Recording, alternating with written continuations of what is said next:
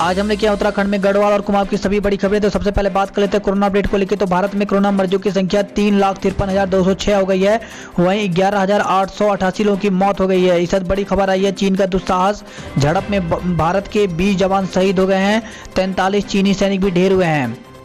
तो बड़ी खबर आई है भारत और चीन के बीच पिछले काफ़ी लंबे समय से जारी विवाद अब और भी गहरा गया है। सोमवार रात को दोनों देशों की सेनाओं के बीच हिंसक झड़प हुई जिसमें भारतीय सेना के एक अफसर समेत 20 जवान शहीद हो गए हैं। तो बड़ी खबर आ रही है। वहीं 30 से 40 भारतीय सैनिक लापता बताए जा रहे हैं। तो भारतीय सेना के वरिष्ठ सूत्रों से बताया जा रहा है कि गलवान घाटी में भारत और चीन के बीच कल रात आमने सामने होने के बाद 30 से 40 भारतीय सैनिक भी लापता हैं। माना जा रहा है कि या तो वे मारे गए हैं या उन्हें हिरासत में लिया गया है। रिपोर्ट में कहा गया है कि सरकार द्वारा इसकी पुष्टि नहीं की गई है।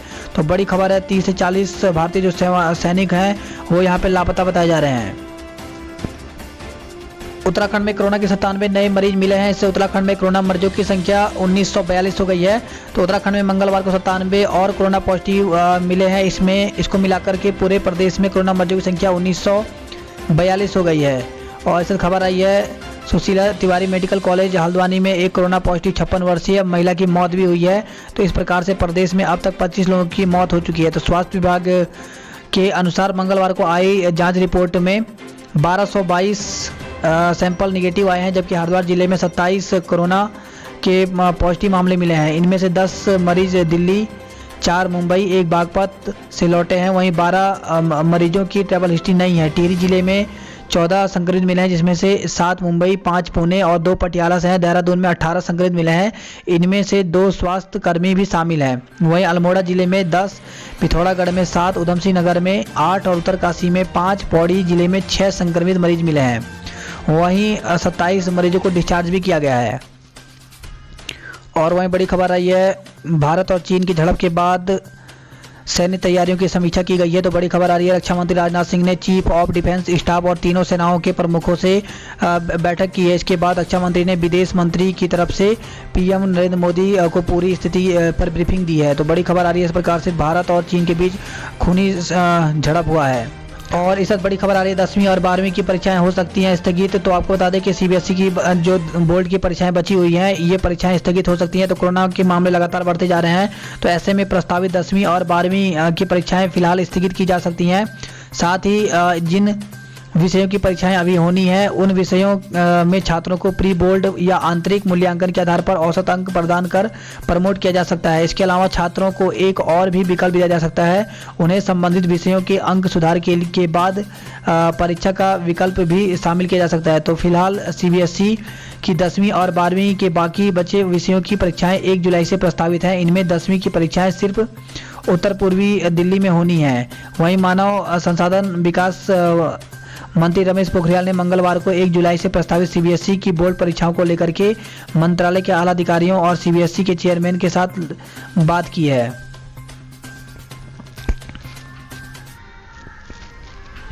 और वहीं खबर आई है एसडीआरएफ जवान की पत्नी क्वारंटाइन। तो एसडीआरएफ के जवान में कोरोना पॉजिटिव आने के बाद पुलिस ने उनकी कांटेक्ट में ट्रेसिंग शुरू कर दी है। इसके साथ उनकी पत्नी जो कि नेहरू कॉलोनी थाने में आरक्षी के पद पर तैनात है उनको भी क्वारंटाइन कर दिया है। और वहीं बड़ी खबर आई कोरोना के शक में 15 घंटे पड़ा रहा माली का शव। तो कैबिनेट मंत्री सतपाल महाराज के रायपुर नेहरू ग्राम स्थित नर्सरी में मंगलवार को भोर माली की मौत हो गई। वो पहले भी कोरोना संक्रमित पाया गया था। तो ऐसे में कोरोना के शक पर 15 घंटे तक शव पड़ा रहा। और वहीं खबर है पर्यटन मंत्री और उनकी पत्नी को डिस्चार्ज कर दिया गया। तो उत्तराखंड के पर्यटन मंत्री सतपाल महाराज और उनकी पत्नी अमृता रावत को मंगलवार को एम्स ऋषिकेश ने डिस्चार्ज कर दिया। वहीं 14 दिन के लिए होम क्वारंटाइन करने को कहा है। और खबर आई है स्वास्थ्य कर्मियों से बदसलूकी पर अब 3 माह की सजा और 50,000 का जुर्माना होगा।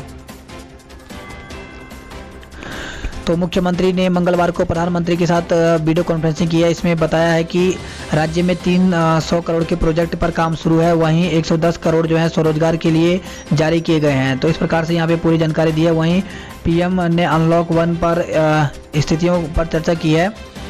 तो मुख्यमंत्री त्रिवेंद्र सिंह रावत ने कहा कि राज्य सरकार ने अर्थव्यवस्था को पटरी पर लाने के लिए 300 करोड़ रुपए के प्रोजेक्टों पर काम शुरू कर दिया है। राज्य में अब तक 90% उद्योगों में काम शुरू भी हो चुका है। और वहीं खबर है शिक्षकों के प्रमोशन तबादले काउंसलिंग से होंगे। तो उत्तराखंड में सरकारी स्कूलों में शिक्षकों के प्रमोशन, पोस्टिंग और तबादले काउंसलिंग की व्यवस्था से लागू होंगे। वहीं हाईकोर्ट ने पूछा है फर्जी प्रमाण पत्र वाले शिक्षकों पर क्या कार्रवाई की गई है। तो हाईकोर्ट ने यहाँ पे सरकार से पूछा है। तो हाईकोर्ट ने प्राइमरी और उच्च माध्यमिक विद्यालयों में फर्जी दस्तावेजों से नियुक्ति पाए गए करीब 3500 शिक्षकों के खिलाफ दायर जनहित याचिका पर सुनवाई करते हुए राज्य सरकार से बुधवार तक जवाब मांगा है। और खबर है अनुसूचित जाति आयोग के खाली पद जल्द भरें। तो SC/ST कर्मचारी ने उत्तराखंड अनुसूचित जाति आयोग के अध्यक्ष, उपाध्यक्ष और सदस्य के खाली पदों पर जल्द नियुक्ति की मांग की है।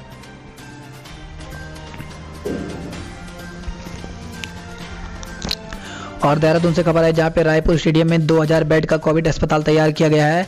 वहीं देहरादून में अब हाउस टैक्स के लिए रोजाना 50 टोकन दिए जाएंगे। और बड़ी खबर आ रही है छात्रा संक्रमित हॉस्टल की लड़कियां क्वारंटाइन की गई हैं। तो दून जिले में मंगलवार को कुल 18 मामले सामने आए। इनमें से SDRF का जवान, मसूरी रोड स्थित विश्वविद्यालय की छात्रा, एक निजी अस्पताल की स्टाफ भी शामिल हैं। उन्हें अस्पताल में भर्ती कराया गया है। और इस खबर आई है नेहरू कॉलोनी थाने के 4 कर्मचारी को भी होम क्वारंटाइन किया गया है। और खबर आई है मसूरी से जहां पे दिल्ली से बिना अनुमति मसूरी पहुंचे 4 लोग धरे गए हैं। और खबर है देहरादून से जहां पे होम क्वारंटाइन के बजाय घूमने निकला, इसको गिरफ्तार कर दिया गया है। और वहीं बड़ी खबर आ रही है प्रदेश में कल से 3 दिन भारी बारिश की चेतावनी दी गई है। तो प्रदेश में 18 जून से कई जगह भारी बारिश शुरू हो सकती है। मौसम विभाग के अनुसार 18 जून को कुमाऊं के 3 जिलों में भारी बारिश की संभावना है, जबकि 19 और 20 को देहरादून, नैनीताल सहित प्रदेश के 6 जिलों में बारिश होने की चेतावनी जारी की गई है। और वहीं बड़ी खबर आई है हरेला पर पौधारोपण का अभियान चलेगा। तो आगामी 16 जुलाई को हरेला पर्व पर जिले में व्यापक स्तर पर पौधे लगाए जाएंगे। और बड़ी खबर आ रही है मास्क नहीं पहनने पर अब जुर्माना लगाया जाएगा। तो राज्य में बिना मास्क से घर निकलना व सार्वजनिक जगह पर थूकना प्रतिबंधित कर दिया गया है। दोनों को ही अपराध की श्रेणी में शामिल किया गया है। और इस खबर आई है विदेश से लौटने वालों को 21 दिन के लिए क्वारंटाइन रहना पड़ेगा। तो कोरोना अनलॉक 1 में विदेश से लौटने वाले प्रवासियों को संस्थागत और होम क्वारंटाइन के मानक तय कर दिए गए हैं। विदेश के प्रवासियों के बाबत मुख्य सचिव उत्पल कुमार सिंह ने मंगलवार को SOP जारी कर दी है। विदेश से आने वाले बिना लक्षण वाले व्यक्ति को प्रवासियों के लिए बने पोर्टल पर अनिवार्य रूप से रजिस्ट्रेशन करना होगा। इसके साथ ही 7 दिन के लिए संस्थागत क्वारंटाइन और 14 दिन के लिए होम क्वारंटाइन पूरा करना पड़ेगा। तो इस प्रकार से ये यहाँ पे ऑफिशियल वेबसाइट दी गई है जिसमें रजिस्ट्रेशन करना होगा। और वहीं खबर आ रही है आधार कार्ड बनने का काम शुरू हो गया। तो डाकघरों में फिर से बनने लग गए हैं आधार कार्ड। और वहीं खबर आई है विकास नगर से जहां पे बाथरूम में घुसकर पड़ोसी ने किशोरी से दुष्कर्म किया है। तो कोतवाली क्षेत्र के अंतर्गत सोमवार रात को एक पड़ोसी युवक के बाथरूम में घुसकर किशोरी से दुराचार करने का मामला सामने आया है। पीड़ित किशोरी की मां की तहरीर पर पुलिस ने आरोपी युवक के खिलाफ दुराचार और पॉक्सो एक्ट में मुकदमा दर्ज कर लिया। आरोपी को पुलिस ने मंगलवार सुबह गिरफ्तार कर लिया है।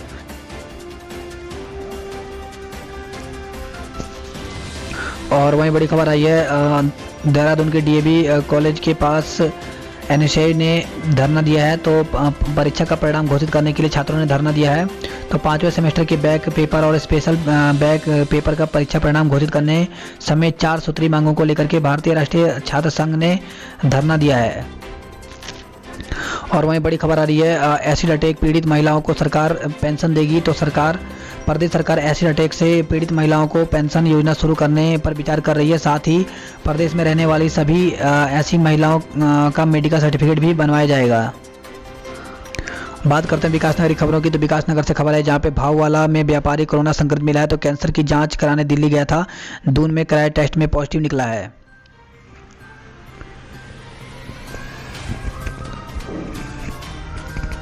और वही खबर आई सब्जी मंडी खुली लेकिन 40% भी कारोबार नहीं। तो मंडी में 75 की अनुमति के बावजूद केवल 28 ही आड़ती ने यहाँ पे दुकान खोली है।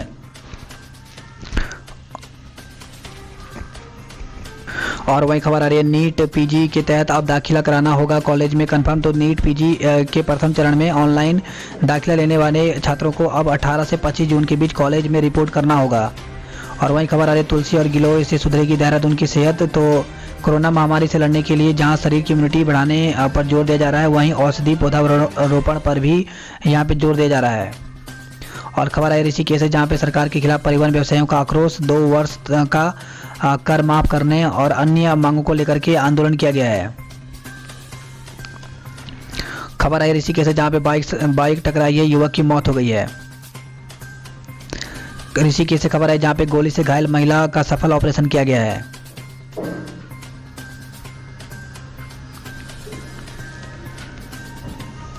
गढ़वाल की बात करें तो गढ़वाल से खबर है, जहां पे यमुनोत्री हाईवे पर 400 मीटर लंबी सुरंग बनेगी। तो बरसात में डाबरकोट भूस्खलन जोन से बंद हो जाता है हाईवे, तो इसको देखते हुए अब यहां पे सुरंग बनाई जाएगी। वहीं पौड़ी से खबर है, जहां पे नई नियुक्तियों पर रोक से NSUI नाराज है। और खबर आई है केदारनाथ आपदा की बरसी पर श्रद्धांजलि दी गई है। वहीं तीर्थ पुरोहित, पुलिस कर्मियों और SDRF ने मौन रखा है।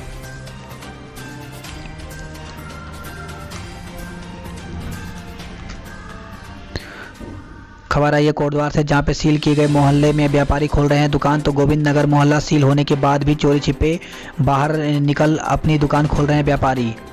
खबर आई है टिहरी से, जहां पे नई टिहरी में 252 कोरोना मरीज ठीक होकर के घर लौटे हैं।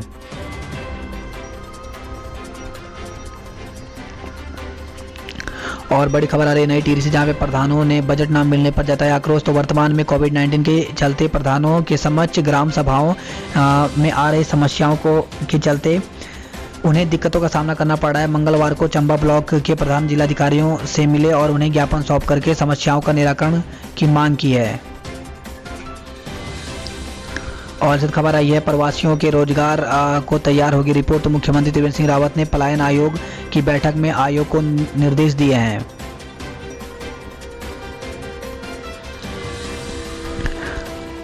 और वहीं खबर आई है लक्सर से, जहां पे 2000 लीटर लाहन और कच्ची शराब बरामद की गई है। खबर आई है हरिद्वार से, जहां पे दुष्कर्म के आरोपित ने पीड़िता से निकाह किया है। तो युवती को शादी का झांसा देकर दुष्कर्म व गर्भपात कराने के मामले में आखिरकार पीड़िता के संघर्ष की जीत हुई है। आरोपित युवक 4 साल बाद युवती से निकाह करने के लिए राजी हो गया है। और वहीं खबर आ रही है कुंभ मेले को आगे बढ़ाने पर विचार कर रहे हैं हठ योगी।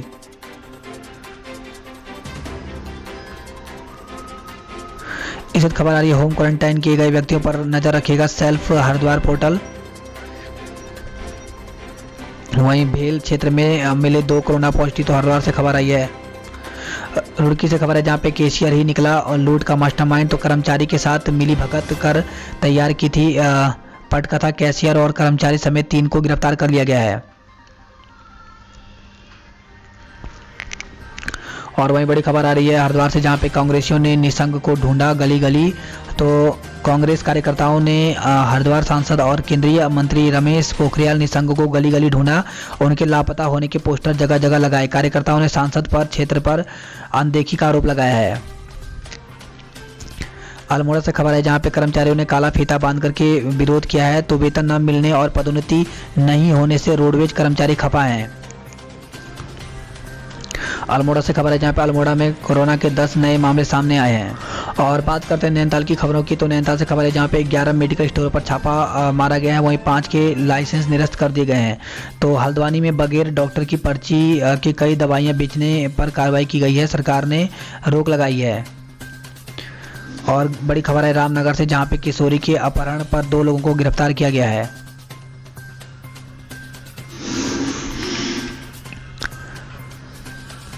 इसी के साथ हल्द्वानी से खबर आ रही है, जहाँ पे रोग से ज़्यादा तानों से का डर। तो संक्रमण को हराकर स्वस्थ हुए मरीजों ने मानसिक काउंसलिंग के दौरान बयां की पीड़ा। तो यहाँ पे खबर आई है। इसी से खबर आई है माँ के अंतिम दर्शन भी नहीं कर सका बेटा। तो कोरोना के चलते विधि विधान से अंतिम संस्कार करना भी मुश्किल हो गया है।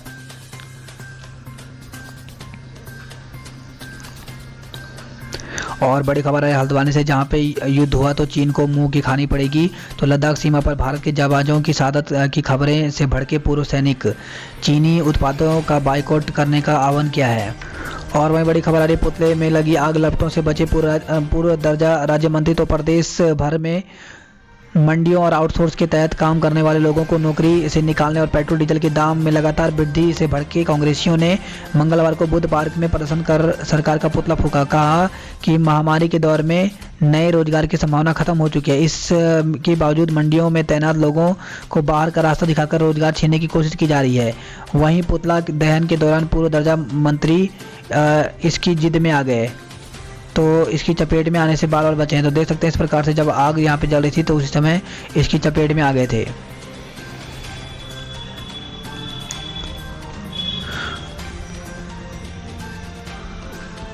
इसी के साथ खबर आई है पिथौरागढ़ से, जहाँ पे लोग जो हैं वो यहाँ पर पिथौरागढ़ के गंगोली घाट में श्रमदान करके सड़क बनाने का काम कर रहे हैं। और बड़ी खबर आई है लोहा घाट से, जहाँ पे संदिग्ध परिस्थितियों में युवक की मौत हो गई है।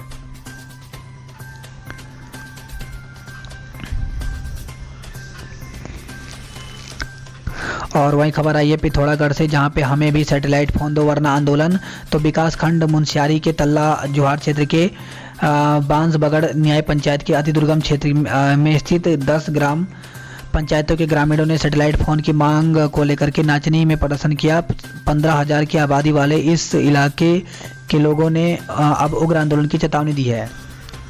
और वहीं बड़ी खबर आई पिथौरागढ़ में बच्ची समेत 7 संक्रमित मिले हैं। तो 26 मई को दिल्ली और मेरठ आकर के संस्थागत क्वारंटाइन में थे सभी। मंगलवार को इनकी रिपोर्ट पॉजिटिव आई है। वहीं परीक्षा केंद्र में होगी सैनिटाइजेशन और स्क्रीनिंग की व्यवस्था। तो 22 जून से शुरू होने वाली परिषदीय परीक्षाओं के दौरान परीक्षार्थियों की सुरक्षा के लिए पूरी व्यवस्था शिक्षा विभाग ने कर दी है। उधम सिंह नगर से खबर है, जहां पे बिना दोष के बना दिया दोषी, कर दिया सस्पेंड। तो बड़ी खबर आई है खटीमा से, वहीं नाबालिग के साथ युवक ने दुष्कर्म किया है। तो बड़ी खबर आई है दिनेशपुर से, जहां पे नाबालिग के साथ युवक ने दुष्कर्म किया है, साथ ही अश्लील वीडियो बनाकर के कई दिन तक दुष्कर्म करता रहा। और खबर आई इसी प्रकार की बिजनौर से जसपुर से, जहां पर प्रवासी की बेटी के साथ ट्रक में दुष्कर्म हुआ है। तो हरिद्वार से बरेली जाने के लिए निकले दंपति की 15 वर्षीय बेटी के साथ ट्रक चालक ने दुष्कर्म किया। दंपति को पुलिस का डर दिखाकर ट्रक चालक ने रास्ते में ही छोड़ दिया और बच्चों को लेकर के फरार हो गया।